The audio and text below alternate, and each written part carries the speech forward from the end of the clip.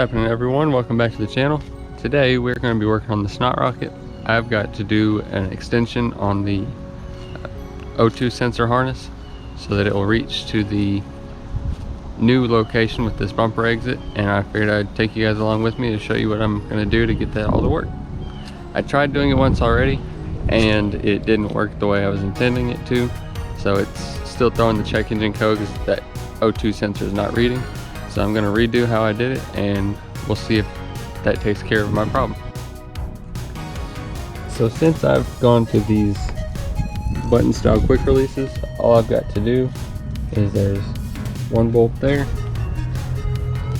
a couple of clips, a couple of bolts here, and then underneath the car there are somewhere in here 2 more screws I've got to remove, and then I can pull the bumper off and then we can get it up on the ramps so that we can see what's going on. I'm also, while I'm at it, going to tighten or loosen my wastegate just a little bit so that I've got a little bit less boost going to it, because I've been getting some over boosting issues, so we'll see if that doesn't fix that problem as well. So it's pretty straightforward on these. I'm going to do this while the engine's still cold because I don't want to burn myself. You just have this little C-clip right here. Just gotta kind of work it off. Be very careful not to lose it. And then you simply just pull this off, undo this nut, and we want to push this out. So I'm going to do 1 full turn, and then you just get it back over the loop, tighten this nut back down, so I get my wrench and tighten it down the rest of the way here in a minute. Push that all the way down, and grab a clip. What I do is I always just set it in place and then grab my screwdriver again. Make sure it's kind of straight so it's easier to get to.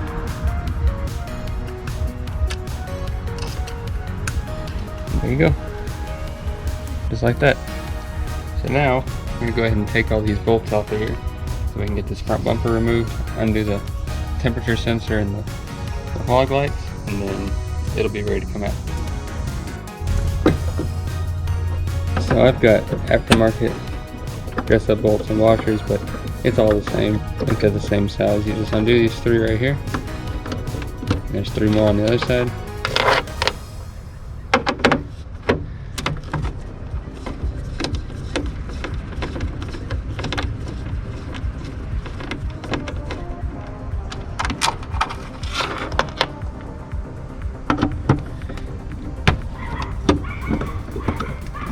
I'll undo the clips last because I have a bad habit of stabbing myself with the screwdriver because I don't have a clip tool. Go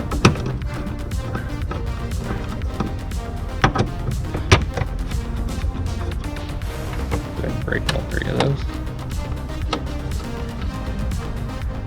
Set the screwdriver down. And then break away by hand. And if anybody's interested in these dressed up bolts and washers, I got these from Rocklock. They're actually the company that made the rally flaps I've got on my car. And I went for the stainless silver ones because they kind of stick out a little bit. Came with 8 of them. And I used, actually sorry, it came with 10 of them. And I used 4 of them, 2 on each side for the fenders. And of course, 3 in each of those spots. And now I've got to undo these 4 clips, and once the clips are out, then I can hit the quick releases and undo the lights, and we should be good to go. You got the clips out, and these simply just push and you can pull it off, and then push, pull it off, and then pop the bottoms off, just like that. And there's these 2 little like retainer pins that hold it on, just like that. Drops off. Then all you gotta do after that is undo, you know, one connector here, one connector there, and one for the other side, and then the bumper is ready. Once you got all three of those things disconnected, you simply grab your bumper and then just go set it in the garage. There you go. Now what I'm going to do is I'm going to set these up in here. I'll get the car loaded up on the ramps so I don't drag these and break them. We got one there. And this one right here is pretty much already out of the way, but we'll make sure it is. And now we'll get the car loaded up on the ramps. So I got these ramps from, I believe, AutoZone. Cannot recall exactly, but done pretty well so far. But with the car this low, it's just kind of hard to get up on there. So we're gonna get the car backed up, and then we will load it up on the ramp.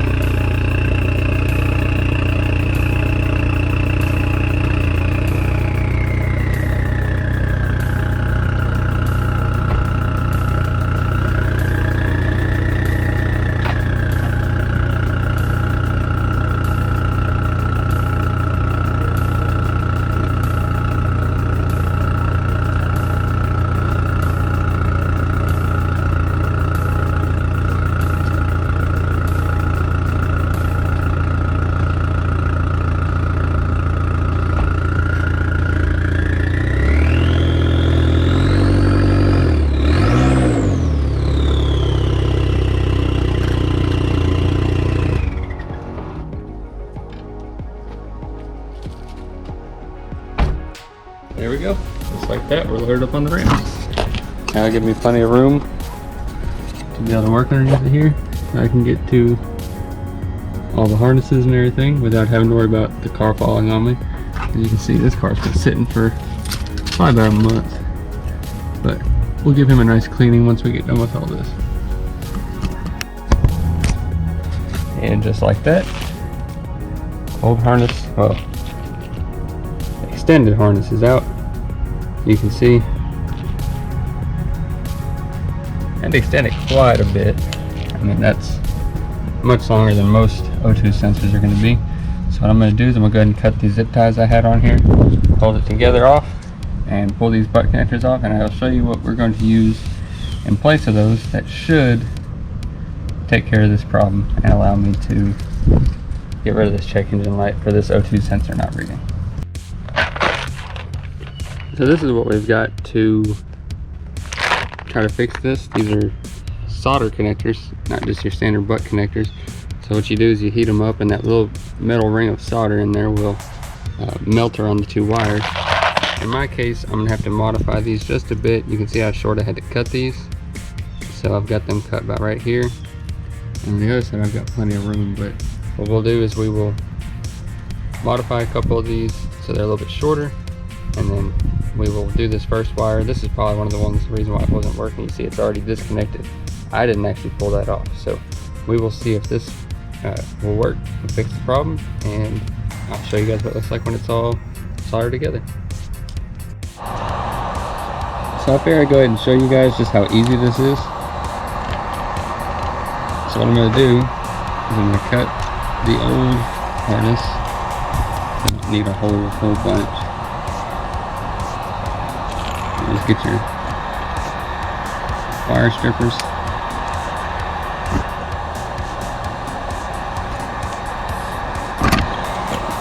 And make sure you got it small enough, of course.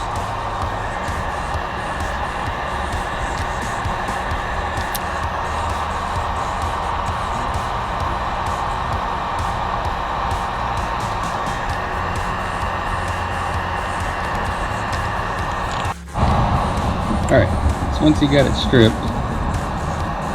what I always do is I just try to twist. Make sure these are a little bit tighter, makes it easier to get them in there. And you grab one of the assorted sleeves, just simply push it through, and you grab the other side.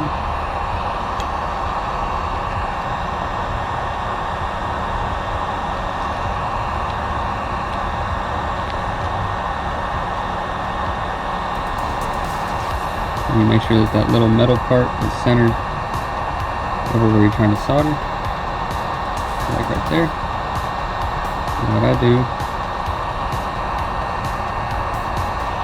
grab my heat gun,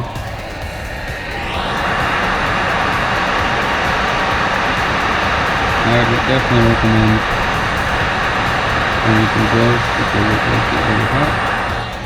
And then bam, you see that solder.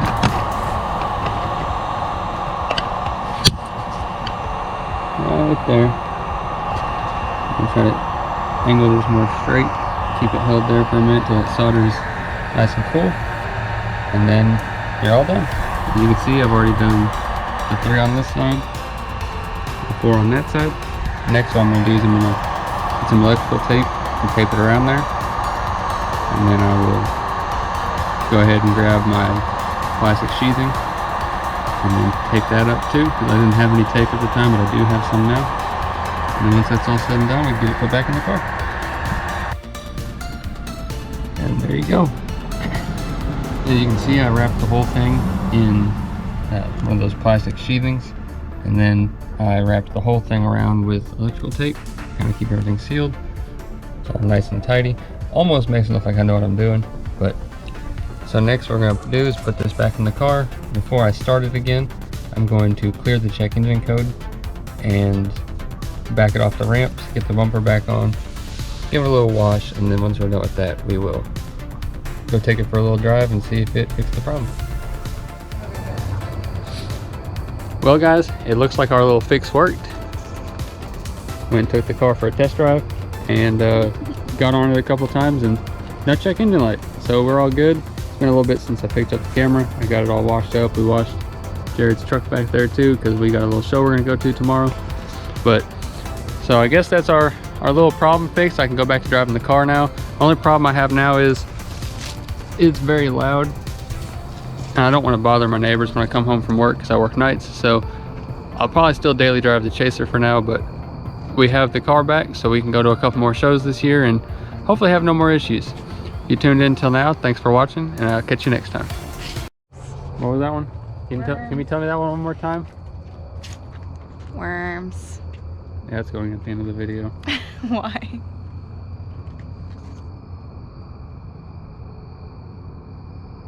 Anyways.